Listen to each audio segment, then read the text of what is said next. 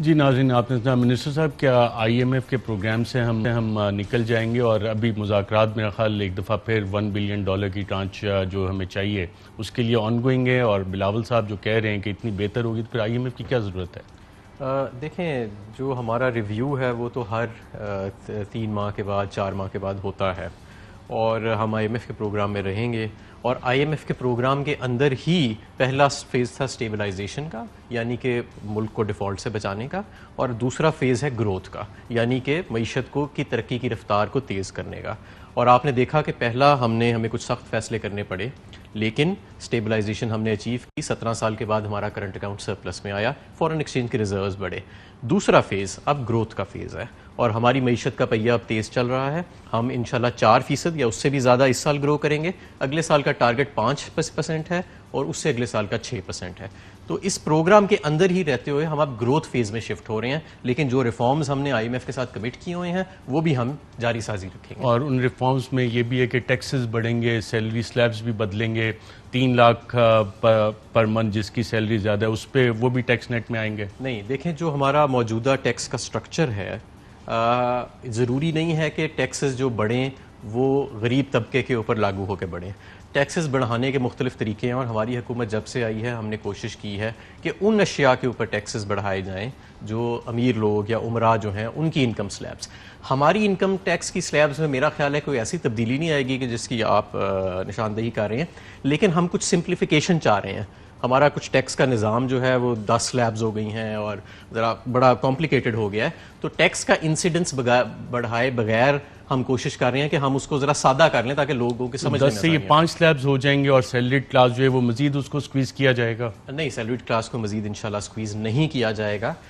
Slabs 5 ہوتی ہیں، 6 ہوتی ہیں یا کیا، اس کے بارے میں ابھی تو حتمی فیصلہ نہیں ہوا، لیکن آسان بنایا جائے گا کہ سمجھنے میں آسانی آ جائے. جو بجٹ کے بعد جو ابھی جتنا ٹیکس دے رہے ہیں اس کے بعد بھی اتنا ہی دیں گے، اس سے زیادہ ٹیکس دینا پڑے گا؟ کوشش تو ہماری یہی ہے کہ انسیڈنس ٹیکسیشن کا نہ بڑھے. اور پینشنرز کے حوالے سے بھی اطلاعات آ رہی تھی کہ ان پہ بھی کوئی 10% کوئی بات نہیں ہے، وہ ابھی تک تو میرے سامنے تو کسی نے یہ بات ڈسکس نہیں کی. اور تنخواہیں بھی بڑھ رہی ہیں، وفاقی حکومت اس پہ سوچ رہی ہے ایکٹیولی کہ کتنے پرسنٹ کچھ آپ اچھی خوشخبری دے سکیں؟ تنخواہیں ہم ضرور بڑھائیں گے. سرکاری ملازمین کی منیمم ویج کے اوپر بھی ایک ریویو کیا جائے گا، ظاہر ہے، کیونکہ پچھلے سال ہم نے نہیں بڑھائیں کووڈ کی وجہ سے.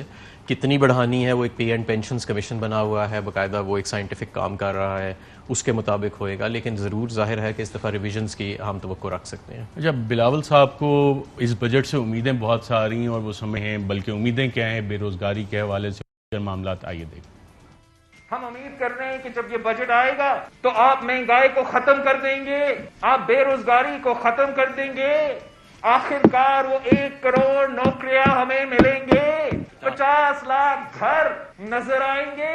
ہم تو امید کر رہے ہیں کہ یہ تو اب خان کا موقع ہے، پیسہ بھی ہے، معیشت ترقی بھی کر رہا ہے، تو وہ تمام پاکستان کے مسائل 1 ہفتے کے اندر پھر حل کرنے والا ہے. میں ہوں، آپ ہے، ہم دیکھیں گے، بجٹ پیش ہوگا، پتہ لگے گا، دودھ کے دودھ اور پانی کے پانی نظر آ جائے گا. جی منسٹر صاحب، آپ نے سنا یہ سارے انہوں نے ایشوز فلیگ کیے ہیں. اس بجٹ میں یہ ایڈریس ہوں گے، اور کس حد تک ایشو بے روزگاری کا کس حد تک ہوگا، مہنگائی کا کس حد تک ہوگا؟ مجھے تو سمجھ نہیں آئی انہوں نے کیا کہا ہے. بلاول صاحب نے کبھی کام نہیں کیا، کبھی کاروبار نہیں کیا، کبھی کوئی وزارت نہیں کی.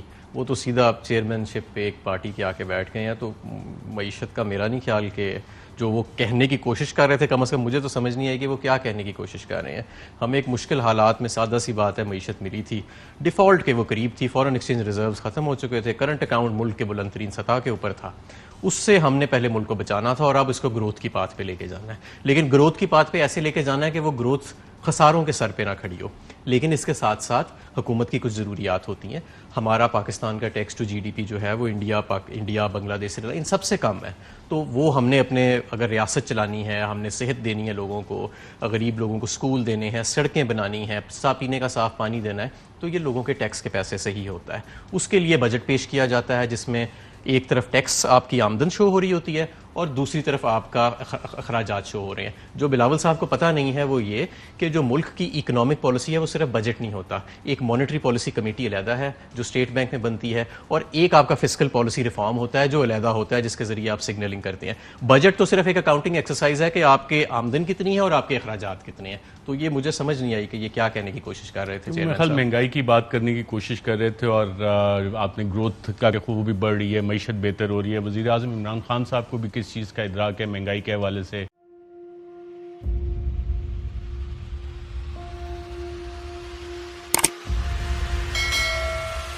السلام علیکم ناظرین, آپ دیکھ رہے ہیں پروگرام کاشف عباسی کے ساتھ. آج ویلکم بیک ناظرین. السلام علیکم. پروگرام سوالے کے ساتھ میں